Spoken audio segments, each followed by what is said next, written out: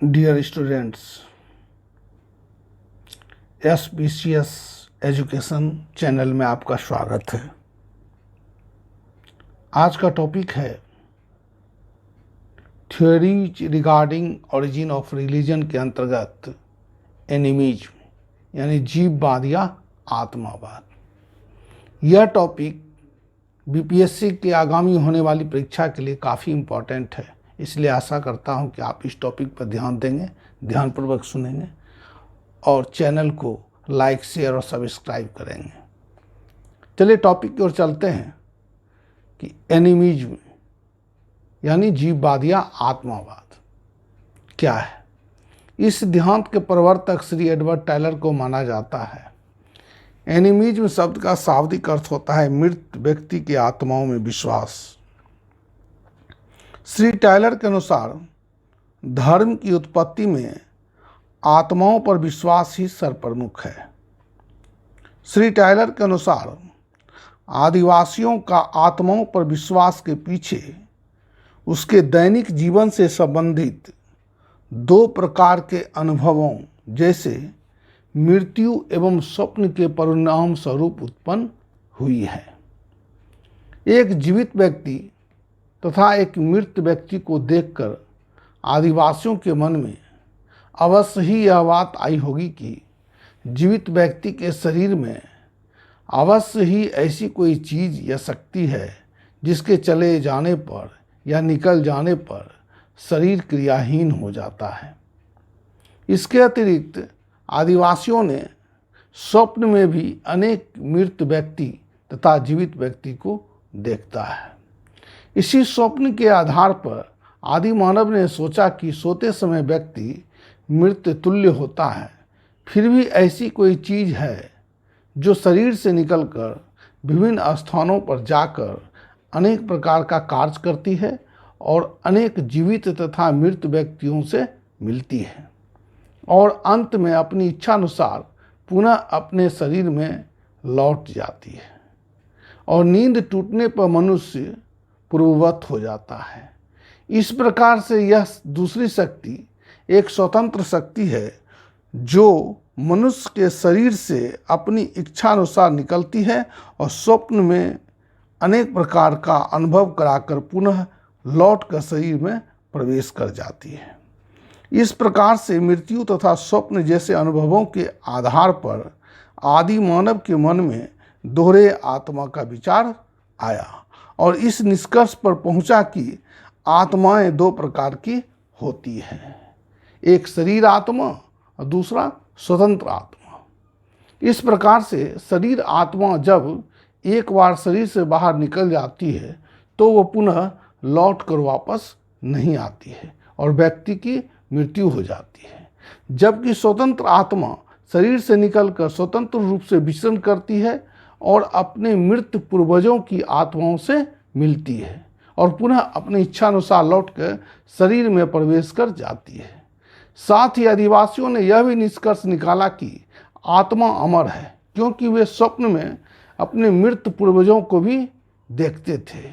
उपरोक्त निष्कर्षों के आधार पर आदिवासियों ने आत्मा के अस्तित्व एवं शक्ति में विश्वास करना प्रारंभ कर दिया और उन्हें यह भी विश्वास हो गया कि ये अदृश्य आत्माएं उनका अनिष्ट भी कर सकती है और विपत्तियों में उनकी रक्षा भी कर सकती है। इस कारण से आदिवासियों ने आत्माओं के प्रति भय मिश्रित श्रद्धा की उत्पत्ति हुई जो धर्म की उत्पत्ति का आधार माना जाता है। साथ ही उन्होंने यह भी सोचा कि ये आत्माएं मनुष्य से संबंध बनाए रखती है और मनुष्य के अच्छे बुरे कार्यों से इन आत्माओं को सुख एवं दुख होता है। इस कारण से इन आत्माओं को प्रसन्न कर रखने से मनुष्य को लाभ हो सकता है और उसके अप्रसन्न होने पर मनुष्य को नुकसान हो सकता है। इसलिए इसकी विनती एवं आराधना करना आवश्यक है। इसी विश्वास के आधार पर आदि मनुष्यों ने अपने पूर्वजों यानी पितरों की विनती प्रारंभ कर दी जो आगे चल के धर्म के रूप में विकसित हुई। अतः टायलर का विश्वास है कि पितरात्माओं से डरना और उसको प्रसन्न रखने के लिए उसकी पूजा और आराधना करना ही धर्म की उत्पत्ति का मौलिक स्रोत है। टायलर के निष्कर्ष के आलोक में कुछ जनजातीय समाज में आज भी दोहरा दाह संस्कार की प्रथा पाई जाती है। टोडा जनजाति में दो प्रकार की आत्मा, अस्थाई एवं अस्थाई में विश्वास किया जाता है। इसलिए ये लोग मृत्यु के पश्चात पहले हरा संस्कार का आयोजन करते हैं और आत्मा के शरीर में लौटने की प्रतीक्षा करते हैं एवं ऐसा नहीं होने पर वे अंतिम रूप से मृतक का सूखा संस्कार करते हैं। छोटा नागपुर के हो जनजाति में भी दोहरे दाह संस्कार की प्रथा पाई जाती है, जिसे जंग टोपा कहा जाता है। सूखा संस्कार इनमें उत्सव के रूप में मनाया जाता है, जिन्हें वे मृतक के आत्मा का अदृश्य शक्ति यानी अलौकिक शक्ति में प्रवेश की कामना करते हैं। हो जनजाति में इस अलौकिक शक्ति को बोंगा के नाम से जाना जाता है।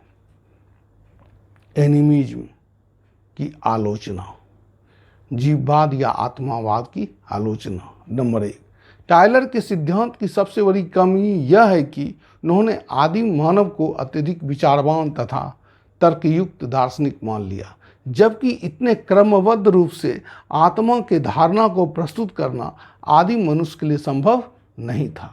नंबर 2, टायलर के सिद्धांत से पता चलता है कि आदिम समाजों में धर्म का स्वरूप सिर्फ आत्माओं पर विश्वास और उसकी पूजा आराधना से संबंधित था, जबकि अमेरिका के कैलिफोर्निया के निग्रोटो जनजाति यानी फ्यूजी जनजाति में परमेश्वर की धारणा पाई जाती है। नंबर 3, जनजातियों के अतिरिक्त हिंदू समाज में भी पितरात्माओं की पूजा की जाती है।